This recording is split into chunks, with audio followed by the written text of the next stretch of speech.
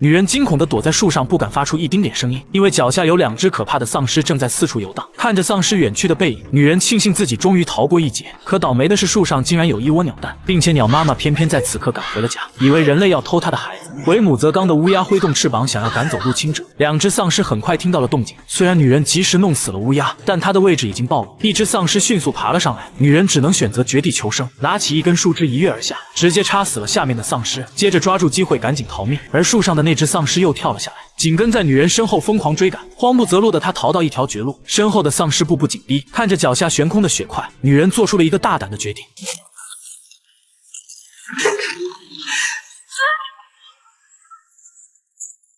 这就是挪威丧尸电影《红色的雪》里面的经典桥段。几个年轻人原本只是来到雪山滑雪，却没想到遇见了可怕的内脆丧尸。就在2天以前，4男3女趁着学校放假，相约一起前往一处雪山滑雪。而在此之前，他们已经有一个名叫莎拉的女同学提前在雪山里等着他们，只是他们并不知道，昨天晚上莎拉已经死于丧尸之口。很快，一行人就抵达了目的地，因为前方的路汽车无法通行，接下来他们只能选择步行。而韦德则驾驶着唯一一台雪地摩托，拖着行李在前面带路。然而，当他到达营地后，却并没有看到莎拉的身影。他以为莎拉还没有到，所以也没多想，赶紧点燃取暖的壁炉，等待其他人的到来。不多时，另外几人也抵达了木屋。一行人稍作休息后，便开始在雪地里欢乐地玩了起来。一会又是滑雪，一会又是打雪仗，玩得不亦乐乎。晚上回到木屋，还玩起了小游戏。途中，一个妹子尿急，便独自一人来到外面上厕所。不料刚提起裤子，就听到厕所外有动静。他以为自己听错了，可在返回木屋时，却看到树林里突然闪过一个人影。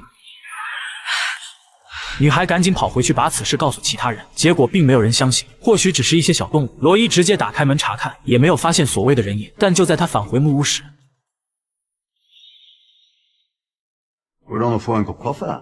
原来大叔是山下的居民，路过此地看到屋里有亮光，于是便过来讨杯咖啡喝。几人慷慨地给大叔准备了一杯咖啡，可大叔却喝起了桌子上的啤酒。得知他们来这里是为了滑雪，大叔便好心地提醒，最好不要在山上久留，因为这里曾经发生过恐怖的事。在众人疑惑的目光中，大叔说起了雪山上的故事。原来在2战期间，这里是德军一个非常重要的中转站，用来阻断英国和俄国之间的联系。原以为德军会和当地居民和平相处，但领导他们的上校却是一个十足的恶魔。在他的带领下，德军开始对平民进行虐待和殴打，并且还搜刮了每家每户所有值钱的东西，凡是不配合者一律格杀勿论。长期遭受这样的压迫，平民们选择了反抗，他们暗地里联合起来，组建了一支几千人的大部队，使用最原始的武器，在某天夜里对德军进行了突然袭击，最后大部分德军都被他们消灭，只有上校带着一些残存的士兵逃进了雪山。人们猜测他们已经死在了山里，但自那以后却没任何人敢踏进这里。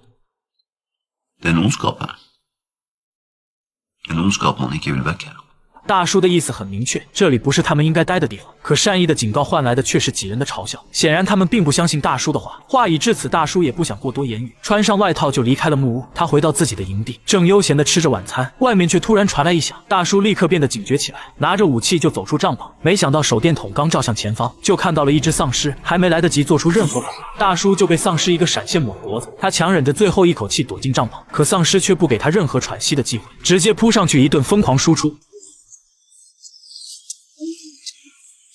与此同时，韦德也做了一个噩梦，他梦见莎拉浑身是血的出现在雪地里，一股不好的预感瞬间涌上心头。于是第2天早上，在发现莎拉依旧没有出现后，韦德决定开着摩托出门寻找。离别之时，韦德还特意叮嘱马丁和他的女友，如果明天他还没有回来，那就赶紧开车去求救。看来大叔的话让韦德非常在意。交代好一切后，韦德骑着摩托出发了，其他人则继续在雪地里狂欢。每寻找一段时间，韦德便停在原地吃点东西补充体力，直到他意外发现大叔的帐篷。不明所以的韦德以为是莎拉，结果掀开帐篷一看，差点没被吓死。大叔的死状要多惨有多惨。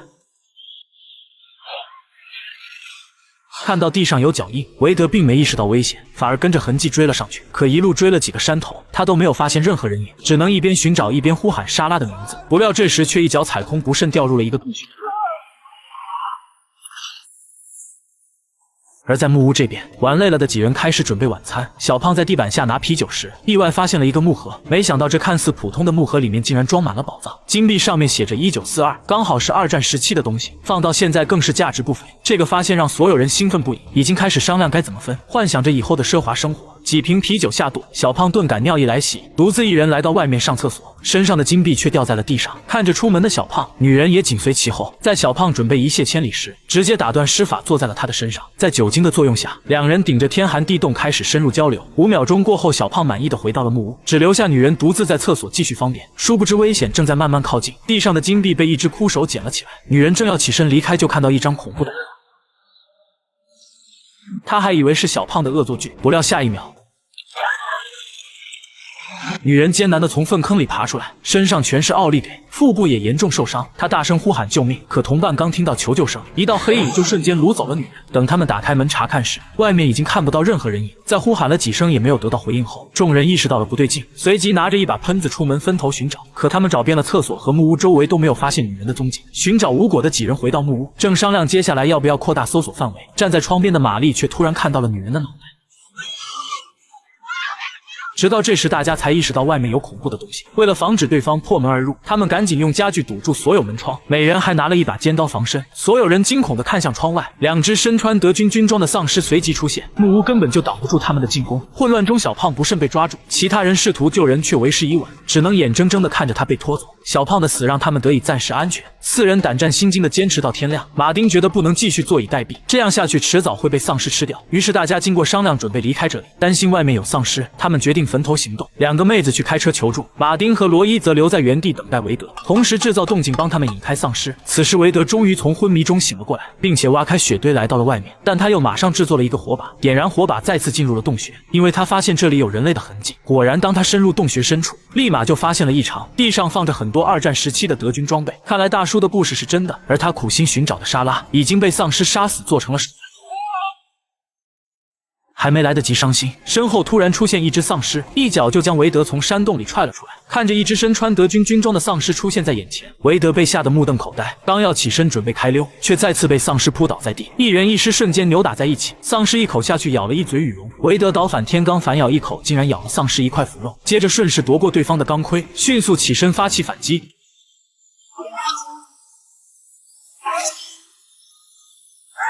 好不容易解决一只丧尸，刚喘口气，雪地里又出现了一只，一拳上来差点就让韦德掉下悬崖。危机之时，韦德捡起地上的木头，狠狠地朝丧尸的脑袋砸去，然后又是一脚将他挂在了眼前的树上，树枝贯穿丧尸的肚子。然而他并未发觉，刚刚被打倒的丧尸并没有死，瞬间扑上来将韦德带下了悬崖。幸好最后一刻韦德抓住了刚刚那只丧尸的螺蛳粉，这才没有掉下去。可丧尸依旧挂在他的身上不松手，并且爬上来咬伤了他的脖子。千钧一发之际，韦德爆发了前所未有的战斗力，硬生生用脑袋将丧尸给撞了下去，随后又拼尽全力从下面爬了上来，简单的处理了一下伤口。韦德找到了一把重机枪，然后立马骑着摩托朝木屋的方向赶去。与此同时，玛丽2人也陷入了危机，在赶去停车点的途中被丧尸袭击了。混乱中，2人不慎走散，同伴在逃跑时没注意前方，被一只丧尸半路截胡。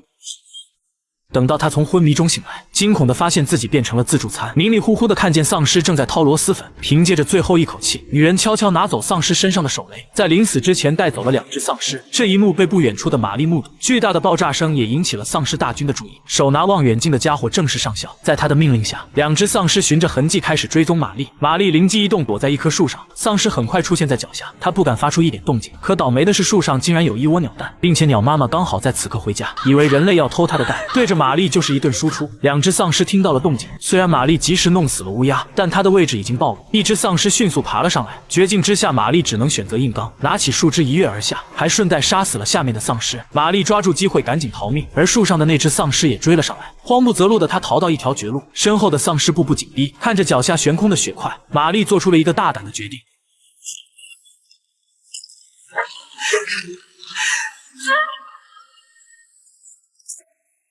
幸运的是，玛丽成功活了下来，并且解决了困在雪堆里的丧尸。而在木屋这边，马丁和罗伊正在被丧尸围攻，好不容易现场制作了一颗燃烧弹，可结果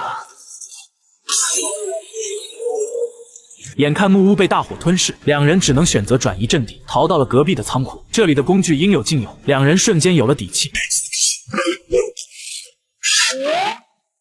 挑选了各自喜欢的工具后，他们大摇大摆地走了出来，决定与丧尸决一死战。一大批丧尸嘶吼着冲了过来，两人没有丝毫胆怯，也扛着武器正面迎战。经过一番血腥的搏斗，最终马丁和罗伊消灭了全部丧尸。然而战斗并没有结束，紧接着树林里又出现了一大波，两人摆好架势，正准备继续战斗。韦德骑着摩托车终于杀到，接下来就是韦德的个人表演秀。只见他瞄准狮群扣动扳机，一瞬间就解决了一大片，子弹消耗殆尽，又开着摩托冲上前，跟丧尸展开肉搏战。一波操作下来，很快就结束了战斗。看得旁边的两人瞪大了双眼，可还没帅过3秒钟，几只丧尸突然出现，将他抓住，直接来了个五马分尸，眼睁睁看着同伴被撕碎，两人的怒气值瞬间到达顶点，他们犹如战神附体，杀的丧尸七零八落。马丁更是杀红了眼，这时一只手搭在了他的肩膀上，马丁下意识的转身砍去，可看清楚对方的样子后，却当场愣住，对方并不是丧尸，而是好不容易从丧尸口中逃出升天的女友玛丽。此时上校率领着几只丧尸终于现身，马丁根本没时间伤心，再次举起喷子射杀丧尸，弹无虚发的他一枪一把，把所有悲愤都发泄在了丧尸的身上。可由于子弹有限，最后不慎被一只丧尸扑倒，搏斗中手臂也被对方咬伤。虽然成功被罗伊救了下来，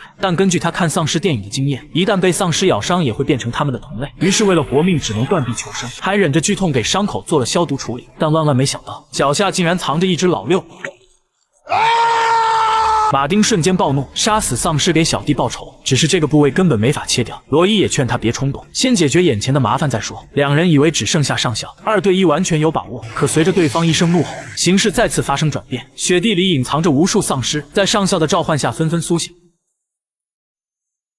两人四目相对，知道没有胜算，只能选择溜之大吉。但在逃跑的途中，上校突然出手，一个闪现上前，当场结果了罗伊。前面的马丁清楚地看见，上校从罗伊的身上拿走了一件宝贝，他瞬间明白了什么，原来上校的目标是那个宝箱里的金银财宝。于是马丁赶紧跑回已经被大火烧毁的木屋，从废墟中找到了那个宝箱。追上来的上校看到这一幕，并没有发起攻击，这更加印证了马丁的猜想，连忙物归原主，将宝箱交给对方。最后马丁成功逃走，在夜幕降临时，终于找到了汽车。然而就在他拿出钥匙准备开车离开时，一枚金币突然掉在车里，马丁捡起来一看，瞬间意识到大事不妙。果然下一秒，